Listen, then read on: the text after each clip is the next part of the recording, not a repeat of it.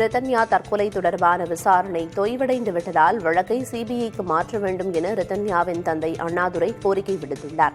திருப்பூர் மாவட்டம் அவினாசியைச் சேர்ந்த ரிதன்யா திருமணமான 78வது நாளில் வரதட்சணை கொடுமையால் ஆடியோ வெளியிட்டு தற்கொலை செய்து கொண்டார். இந்த வழக்கை தீவிரமாக விசாரிக்க கோரி ரிதன்யாவின் தந்தை அண்ணாதுரை மேற்கு மண்டல ஐஜி அலுவலகத்தில் மனு அளித்தார். வழக்கில் இருவரை கைது செய்த டிஎஸ்பி ஒருவரை தனது சொந்த ஜாமீனில் விடுவித்ததில் மர்மம் இருப்பதாக அண்ணாதுரை தெரிவித்தார். 29ஆம் தேதியே இருவரை அரெஸ்ட் பண்ணிட்டாங்க. மூவரும் அரெஸ்ட்னு சொல்லி எல்லா செய்திகளையும் வந்தது. நாங்களும் சரி பரவாயில்ல சொன்ன மாதிரி பண்ணிட்டான்னு சந்தோஷப்பட்டோம். அடுத்த நாள் பார்த்தீங்கன்னா இருவர் மட்டுமே கைது. ஒருவர் சொந்த பைண்டிங் ஆர்டருங்கிற இவரோட சிறப்பு அதிகாரத்தை பயன்படுத்தி ஜாமீனில் விட்டதா எங்களுக்கு தெரிய வந்தது. அப்புறம் நாங்கள் போய் விசாரிக்கிற போது அவங்க தலைமறைவாயிட்டாங்க அப்படின்னு சொல்லி ஒரு தகவல் வந்தது. மறுபடியும் ஒரு வாரம் கழிச்சு நாங்கள் நேரடியாக எஸ்பி அவர்களை சந்திச்சு மனு கொடுத்துட்டு வெளியில் வர்ற போது பார்த்தீங்கன்னா அவர் உடனடியாக நாங்கள் பண்ணித்தர நேரம் அந்த அன்னைக்கு மாலைக்குள்ளே கைது பண்ணிட்டாங்க.